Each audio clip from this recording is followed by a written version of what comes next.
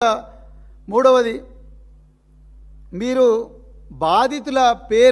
బాధితురాలి పేరు బయట పెట్టింది బీఆర్ఎస్ పార్టీ వాళ్ళే అంటున్నారు.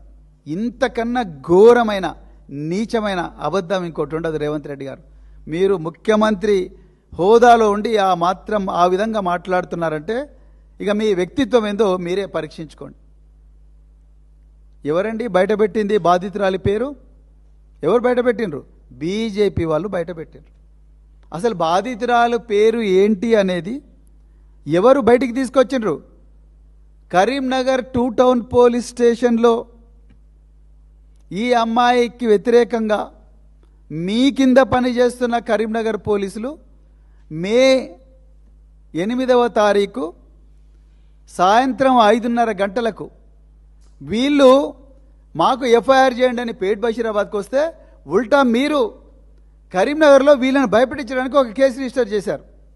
అది కూడా ఈ నిందితుడు బండి సాయి భగీరథ్ అక్కడికి పోకుండా ఎవరినో పంపిస్తే కేసు రిజిస్టర్ చేశారు. అందులో ఈ అమ్మాయి పేరు, ఈ అమ్మాయి తల్లి పేరు, ఈ అమ్మాయి తండ్రి పేరు రాసి బీజేపీ వాళ్ళు దీన్ని బయటపెట్టినరు. ఒక్క రోజైనా బీఆర్ఎస్ పార్టీ ఆ అమ్మాయి పేరు తీసిందా? మీ పోలీసు వాళ్ళందరినీ పెట్టండి, మీ సైబర్ సెక్యూరిటీ బ్యూరో వాళ్ళని పెట్టండి.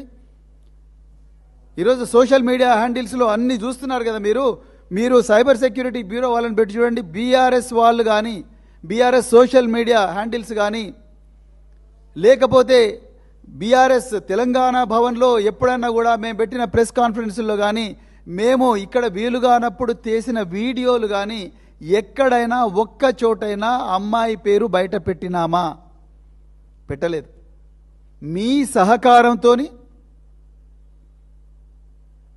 బీజేపీ నాయకులు, బండి సంజయ్ అనుచరులు, బీజేపీ ఐటీ సెల్ వాళ్ళు పొద్దున లేచినప్పటి నుంచి రాత్రి వరకు ఇప్పటికి కూడా ఆ అమ్మాయి పేరు బయట పెట్టడం, ఆ అమ్మాయి మీద వీడియోలన్నీ కూడా సోషల్ మీడియాలో సర్క్యులేట్ చేయడం మీరు పెట్టారు. మీ సహకారంతో వీళ్ళు పెట్టినరు, బీజేపీ వాళ్ళు పెట్టినరు. మళ్ళీ మీరు బీఆర్ఎస్ వాళ్ళని అంటున్నారు. నిజంగా ఈ కేసులో తెలంగాణ ప్రజలందరికీ కూడా తెలుసు ఏ పార్టీ ఈ మైనర్ బాలిక వైపు నిలబడ్డది, ఏ 2 పార్టీలు భగీరథ్ వైపు నిలబడ్డవి అనేది తెలంగాణ ప్రజలందరూ కూడా చాలా క్లియర్గా అర్థమైంది.